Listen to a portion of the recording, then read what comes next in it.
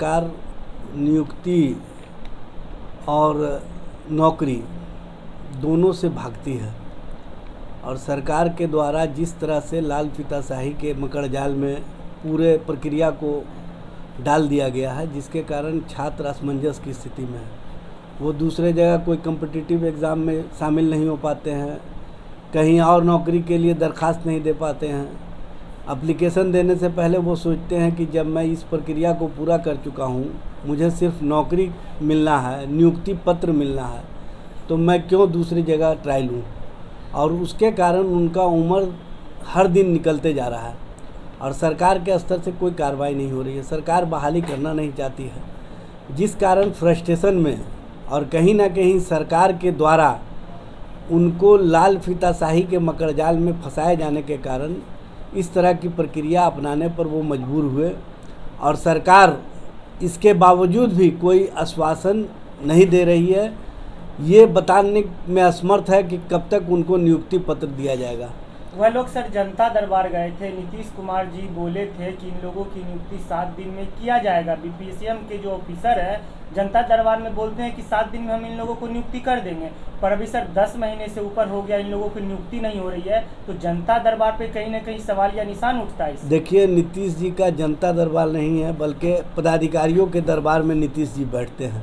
अब पदाधिकारी जो चाहते हैं वही नीतीश जी से कहलवाते हैं या कहते हैं और उसी अनुसार कार्रवाई होती है। जनता दरबार में तो साल भर पुराना मामला अटका हुआ है और नीतीश जी बार बार आश्वस्त करते हैं, बार बार कहीं ना कहीं आदेश पारित करते हैं। उस आदेश को रद्दी की टोकरी में उन्हीं पदाधिकारियों के द्वारा फेंक दिया जाता है जो पदाधिकारी उनके सामने उपस्थित होकर के इस बात को आश्वस्त करते हैं कि जल्द ही इनकी प्रक्रिया को पूरी कर दी जाएगी।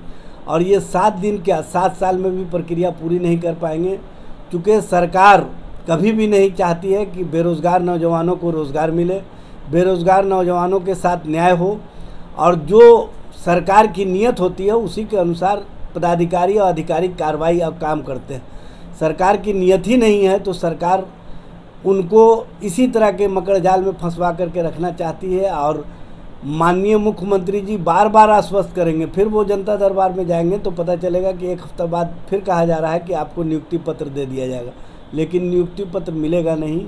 इस तरह की प्रक्रिया कहीं ना कहीं छात्रों को असमंजस की स्थिति में डाले हुए है, उनके परिवार को असमंजस की स्थिति में डाले हुए है और परिवार के समक्ष अब भुखमरी की स्थिति उत्पन्न हो गई है, क्योंकि नौजवान अपने भविष्य के साथ अब फैसला किस तरह से करे उस बारे में भी उसको सोचने का मौका नहीं मिल पा रहा।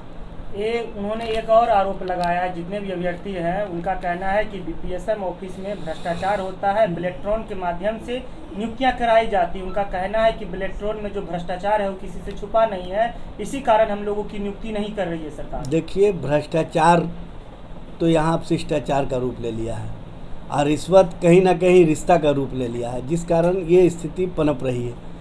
और ये जो भ्रष्टाचार की बात सामने आई है, दरअसल भ्रष्टाचार तभी करेंगे न जब इनको कुछ करने के लिए रहेगा। इनके पास करने के लिए कुछ है ही नहीं है। ये भ्रष्टाचार का इतना बड़ा एक जाल फैला चुके हैं कि उस जाल में खुद सरकार फंस चुकी है।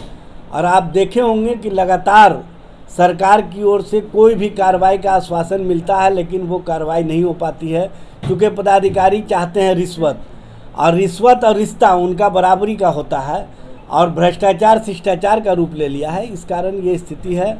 अब बेल्ट्रॉन तो प्राइवेट कंपनी है, वो तो हमेशा चाहेगी कि जितना मौका मिलता है उसमें लूट को हम अपना संसाधन बना लें और लूट के माध्यम से कहीं ना कहीं बेरोज़गार नौजवानों के साथ वो खिलवाड़ करना चाहते हैं।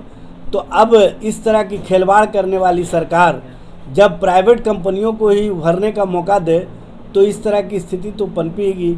इस तरह की स्थिति को रोकने के लिए सरकार सजग नहीं है, जिस कारण आज ये स्थिति देखने को मिल रही है।